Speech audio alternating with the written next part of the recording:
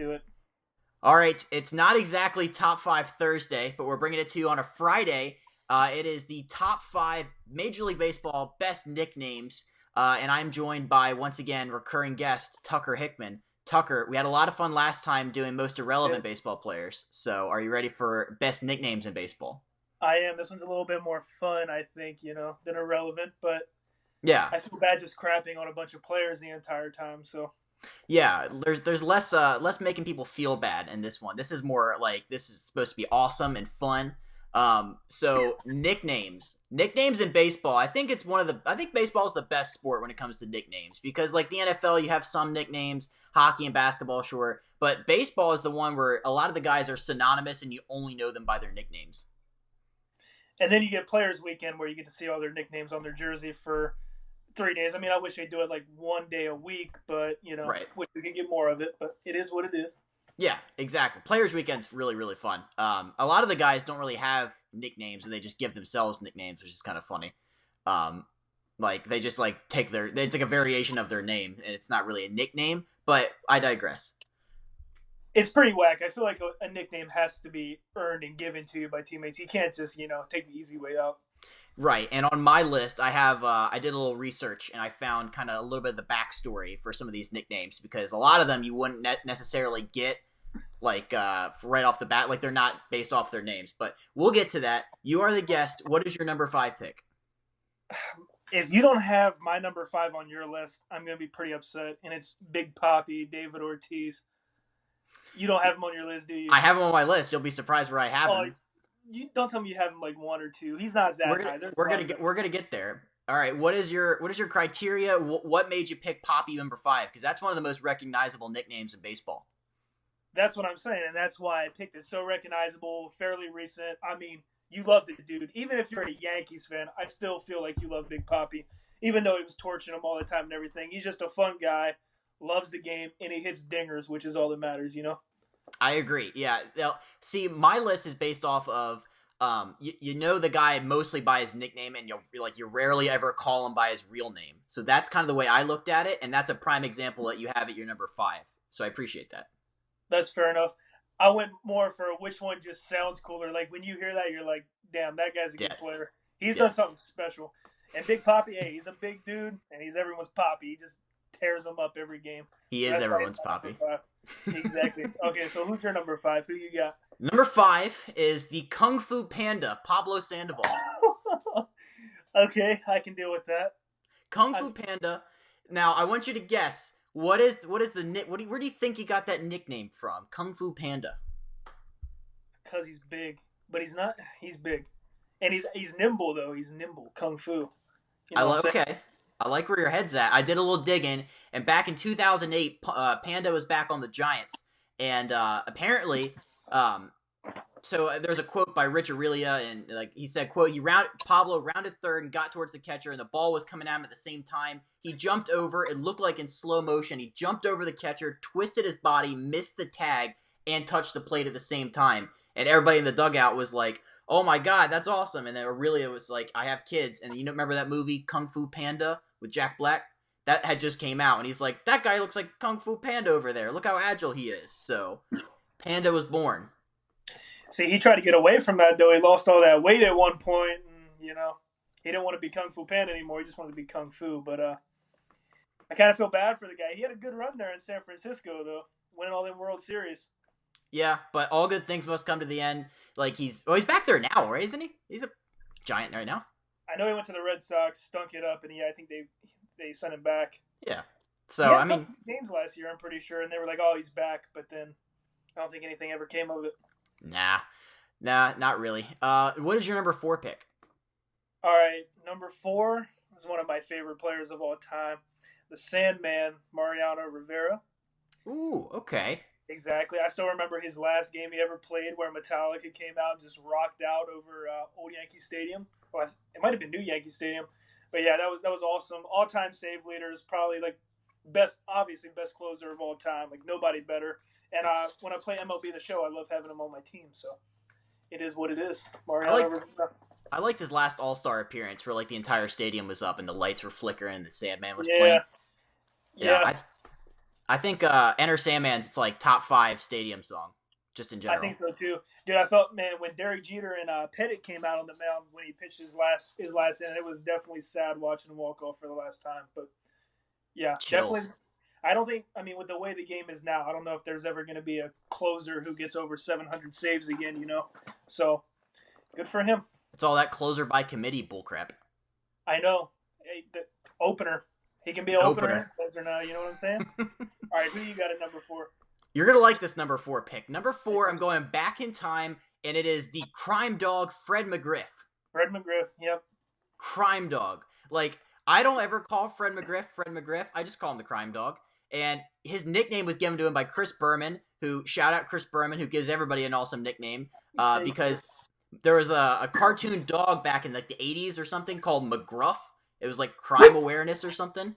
Speaking of dog, there was a cartoon dog back in the day, and Chris Berman called Fred McGriff, the crime dog, like McGruff. So also, shout out Fred McGriff, 493 home runs and 1,500 RBIs, not in the Hall of Fame. Yeah, he should definitely be there. It's a shame he hasn't got in yet.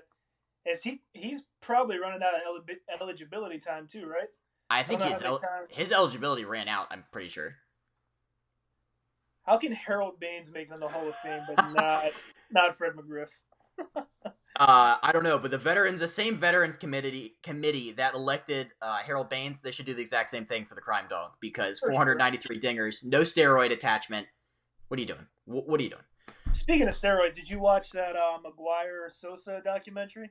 Oh, it's hot trash. Hot trash. Such a bad documentary. I wanted to get like so deep into the steroids, but just kind of gloss over it. Barry Bonds was doing steroids, so these guys did it too. Like, nah, dude. Yeah, they made it seem like Barry was the only one. Exactly. All right, let me hit you with my number 3 now. Number 3, another all-time great, the Say Hey Kid, Willie Mays. I like that one. Yeah, I had this as an honorable mention. What, over 600 home runs, if I'm not mistaken? Around 650? Yeah, something like that. Something like that. But yeah, all-time great player, the Say Hey Kid. Like, always hustling. I mean, of course, all the videos you see, all the old black and whites, he's making the crazy basket catch in center, spinning, twirling it, throwing it. Great player. So I definitely wanted him to get in my top 5 list. Oh, absolutely, yeah. His all-time catch in the World Series. I like watching the grainy video, and like you could barely make out a human being, but over the shoulder. That's exactly. And that old field, he had to cover some ground in that outfield too. Yeah, cool. I would not want to play there. Those old ballparks were like 450 to dead center. Exactly. Not fun. All right. My number 3 pick is another all-time legend, Hall of Famer. It is the big unit, Randy Johnson. Fool. You took my number 2. Oh. Spoiler for my next pick, the big unit. But yeah, go ahead. We'll talk. Randy Johnson, the guy's like 6'10 or 6'11, which is not fair because the mound is already a couple feet high. So the guy's like 8 feet coming at you. Tim Raines actually was the one that gave Randy Johnson the nickname, because Raines is 5'8", and he was standing next to Randy Johnson. He looked at him. He said, "You're one big unit," and then that just kind of stuck, which I thought was nice. I don't know, man. I'm a member of PETA. I can't really get behind Randy Johnson. Killing birds out there and whatnot. The chances of that crazy. He got fined for that. I'm pretty sure. How can you get fined for that? It's not like he intentionally did it. I don't know, but I'm 90% sure he had to pay like a couple $1,000s, because it was either PETA or there's some kind of fine or something for obliterating a bird with a fastball. I think like not the craziest, but one of the funniest videos is him going up against John Kruk in the All-Star game, and that's them just throwing it behind John Kruk and Kruk just freaking out on the next pitch. Like, that dude had to be one scary guy to face. Like, I'd not want to be about it. Was it John Kruk or was it Larry Walker who flipped the batting helmet around backwards and like faced it like that? I think that was Larry Walker in the All-Star game. I don't know. I just know John Kruk. That video distinctly pops out to me. But yeah, he's just another guy that I don't think there's ever really going to be another pitcher like him.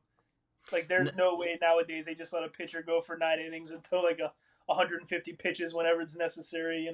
Yeah, I wish he would have played a little longer. We could have gotten him standing next to Altuve. That would have been fun. Could you imagine how many World Series he would have won if he would have played with the Yankees in them? If he would have had more time with the Yankees in the early 2000s? Cool. Yeah, because he was only there like the back half of his career. I'm pretty Yeah, sure, right? Yeah. yeah. I think Seattle was where he had most of his success. But Love Randy Johnson. So that was your number 2 pick. So we just jumped yeah, ahead. so might My as well jump to your number two. right. My number 2 pick. This is a fun one. It is Wild Thing, Mitch Williams. Mitch Williams. You mean not the guy from Major League? No, but that's actually where he got his nickname from. He Yeah, co-opted the nickname of Charlie Sheen's character in Major League, and then he just became Wild Thing. fair enough. Wild 93, guy. 93 World Series. That whole time, first of all, Kurt Schilling, not the best teammate. There's a great clip of whenever Mitch Williams would come out to pitch, Kurt Schilling would be in the dugout and he put a towel over his head and just kind of slump his head down because he was so like he didn't want to watch. It was one of those where it's like, oh God, Mitch is pitching. It's just a train wreck. You know it's gonna happen. You just can't watch it. Yeah, but that's great when that's like your teammate and you're like the team's supposed to be rallying around him, and Kurt Schilling's being a jerkwad in the dugout. But oh, here's a fun fact for you. I'm a big MLB Network guy. Mitch was an analyst on MLB Network from like '09 to 14, but he got fired because he got into an argument with a little league coach and somebody like taped it, like got a video of it, and he was like cussing at kids and cussing at the ump, and yeah, he got fired from MLB Network because of that. Welcome to the freaking show, kids. I Welcome know. to the show. I just imagine a bunch of little traumatized little leaguers walking around. Yeah, and there's just this salty old man who sucked in the major. Well, he's good in the Can't, major leagues, but can't throw strikes, but he's you can't throw strikes, but you can argue with people. fair enough. Fair enough. All right, you want to hit the number one now? All right, now this is rarefied air. This is now the number 1 pick for the best nickname in baseball. Tucker, what is your number 1 pick? This was a pretty easy pick for me. Mr. October, Reggie Jackson.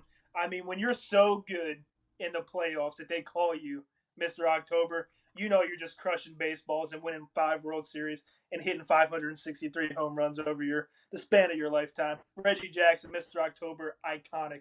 I mean, it does help too that he played on the Athletics and the Yankees, great teams, but still, he led those teams all in World Series, so good for him. I dig it, yeah. And then Derek Jeter came along, and he's like, "Hey guys, I'm Mr. November." It's like, no, Derek, shut No, up. no, Derek. That's not a You can be thing. the captain. You can get the Hall of Fame, but you're not Mr. November. Just calm down.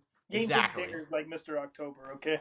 Reggie Jackson, Mr. October. That I'm surprised Reggie Jackson doesn't have a franchise restaurant chain called Mr. October's or something like that. I would just be called Mr. October all the time. Dude, I just imagine some big like two layer, big juicy, greasy like just cheeseburgers, just Mr. October's. That would work. Mr. October's. It's a Yeah, great name. exactly, exactly. I like your pick a lot. My number 1 pick was your number 5 pick. It is Big Poppy, David Ortiz. I can dig it. He's definitely earned it. He's definitely earned it.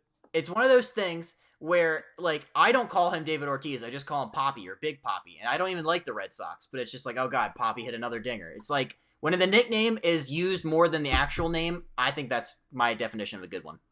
I think so too, and I agree with you. I don't like the Red Sox, and I hated David Ortiz when he played for him. Of Just course. because you had to. But now that he's out of the game, you love him, and obviously, yes, probably one of the best nicknames of all time. There's never going to be another Big Poppy. So No, never going to be another Big Poppy.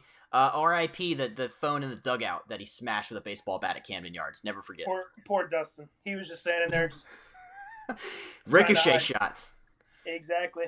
Hey, it's hopefully. I'm pretty sure he's all good now after getting shot down there. I think he's fine. Yeah.